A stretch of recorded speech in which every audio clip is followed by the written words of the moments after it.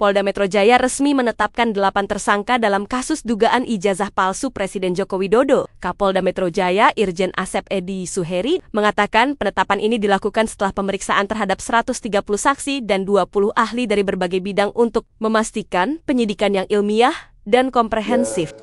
8 tersangka tersebut terbagi menjadi 2 klaster, termasuk Roy Suryo dan beberapa rekan lainnya. Mereka dijerat dengan pasal pencemaran nama baik, penyebaran hoaks, dan pelanggaran Undang-Undang ITE.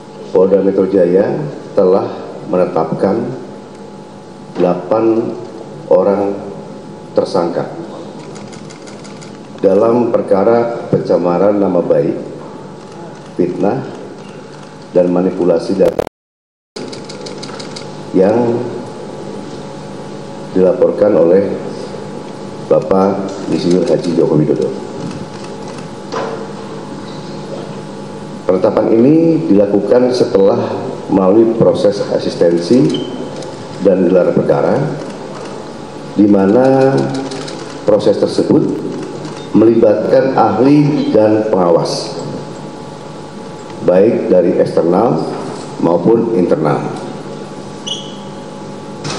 Untuk ahli yang dilibatkan adalah ahli pidana, ahli ITE, ahli sosiologi hukum, ahli komunikasi sosial, dan ahli bahasa. Itu yang kita minta keterangan sebagai saksi ahli. Selanjutnya perlu kami sampaikan bahwa gelar perkara penetapan tersangka yang dilaksanakan di Direktorat Reserse Kriminal Umum juga melibatkan dari eksternal, ya, dari Wasda, dari Wasidik, ya, Propam, dan juga Bikum, dengan dukungan hasil pendidikan yang komprehensif, ilmiah, dan pemeriksaan berbagai ahli dari bidangnya masing-masing. Berdasarkan hasil penyidikan, kami menetapkan 8 orang sebagai tersangka yang kami bagi dalam 2 klaster. Antara lain, 5 tersangka dari klaster pertama yang terdiri atas nama ES, KTR, MRF, RE, dan DHL. Untuk tersangka dari klaster ini dikenakan pasal 310 dan atau pasal 311 dan atau pasal 160 KUHP dan atau pasal 27A junto pasal 45 ayat 4 dan atau pasal 28 ayat 2 junto pasal 45A ayat 2 Undang-Undang ITE. Untuk klaster kedua, ada 3 orang yang kami tetapkan sebagai tersangka, antara lain atas nama RS, RHS, dan TT.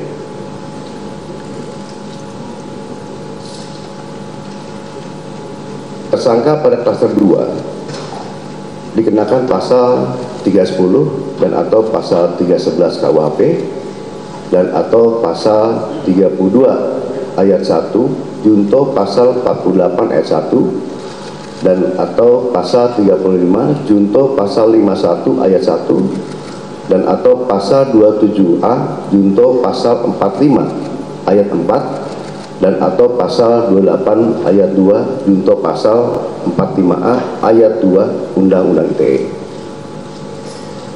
Rekan-rekan media yang saya banggakan, dalam prosesnya penyidik telah memeriksa 130 saksi dan 22 ahli dari berbagai bidang yang terdiri dari 1. Dewan Pers, kedua Keterbukaan Informasi Pusat, yang ketiga Dirjen Peraturan dan Perundang-undangan dari Kemenkumham, yang keempat Akademisi Digital Forensik, yang kelima Asosiasi Digital Forensik, yang keenam Praktisi Digital Forensik, yang ketujuh Ahli Bahasa Indonesia, yang kedelapan Ahli Sosiologi Hukum, yang kesembilan Ahli Psikologi Massa, Yang ke-10 ahli komunikasi sosial. Yang ke-11 ahli anatomi dari UI. Yang ke-12 ahli hukum ITE. Yang ke-13 ahli hukum pidana. Yang ke-14 SDM Kesehatan Kemenkes. Yang ke-15 lab dokumen dan digital forensik. Selain itu, penyidik juga telah menyita 723 item barang bukti termasuk dokumen asli dari Universitas Gadjah Mada yang menegaskan bahwa ijazah Insinyur Joko Widodo adalah asli dan sah. Hal tersebut juga diperkuat oleh hasil pemeriksaan dari Puslapor Polri dalam aspek analog dan digital.